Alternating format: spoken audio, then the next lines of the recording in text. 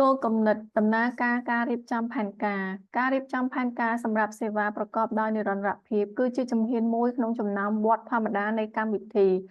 ចាប់ពីការរៀបចំចក្ខុវិស័យដំបូងរហូតដល់ការវិតម្លៃការរៀបចំផែនការអនុវត្តនិងការត្រួតពិនិត្យការពង្រឹងស្ថាប័នគឺជាជំហានសំខាន់ក្នុងការធានាមូលដ្ឋានគ្រឹះសម្រាប់ការរីកចម្រើនដឹកនាំដោយរដ្ឋាភិបាលក្នុងករណីខ្លះសមត្ថភាពរបស់ស្ថាប័នដែលពាក់ព័ន្ធឧទាហរណ៍អាជ្ញាធរដែលជាអ្នកផ្ដល់សេវាជាមន្ត្រីទឹកស្អាតការសម្អាតនិងអនាម័យថ្នាក់ស្រុក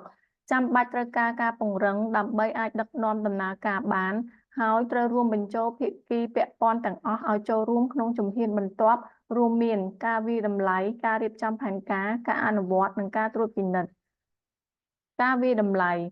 ត្រូវធ្វើការវិតម្លៃអំពីស្ថានភាពបច្ចុប្បន្ននៃសេវាផ្គត់ផ្គង់ទឹកស្អាតការសម្អាតនិងអនាម័យជនបទនៅកម្រិតជាតិនិងក្រោមជាតិ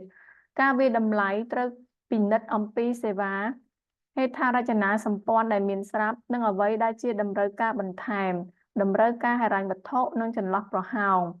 បរិមាណធនធានទឹកនិងព័ត៌មានផ្សេងទៀតដែលចាំបាច់ដើម្បីយល់ពីស្ថានភាពនៃហេដ្ឋារចនាសម្ព័ន្ធសេវាដែលកំពុងផ្ដល់ឱកាសនិងឧបសគ្គ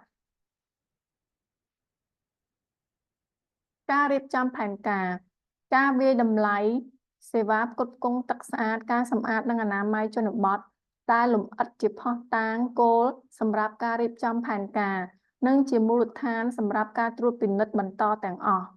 ទិន្នន័យវាយតម្លៃត្រូវបានវិភាគនិងផ្ទៀងផ្ទាត់ហើយផែនការទឹកស្អាតការសម្អាតនិងអនាម័យជនបទនិងយុទ្ធសាស្ត្រហិរញ្ញប្បទានថ្នាក់ជាតិឬក្រោមជាតិត្រូវបានបង្កើតឡើងដើម្បីបង្ហាញផ្លូវឲ្យទទួលបានសេវាទឹកស្អាតការសម្អាតនិងអនាម័យជនបទប្រើប្រាស់សម្រាប់ទាំងអស់គ្នានិងប្រកបដោយនិរន្តរភាព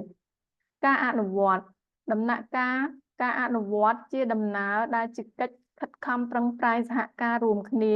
និងសម្របសម្រួលរវាងរដ្ឋាភិបាលអង្គការមិនមែនរដ្ឋាភិបាលសង្គមស៊ីវិលនិងវិស័យឯកជនជំនួយផ្នែកបច្ចេកទេសអាចត្រូវបានផ្ដល់ជូនក្នុងករណីចាំបាច់ការត្រួតពិនិត្យការអនុវត្តដោយជោគជ័យនៅផែនការមួយរួមបញ្ចូលទាំងការពិនិត្យឡើងវិញជាទៀងទាត់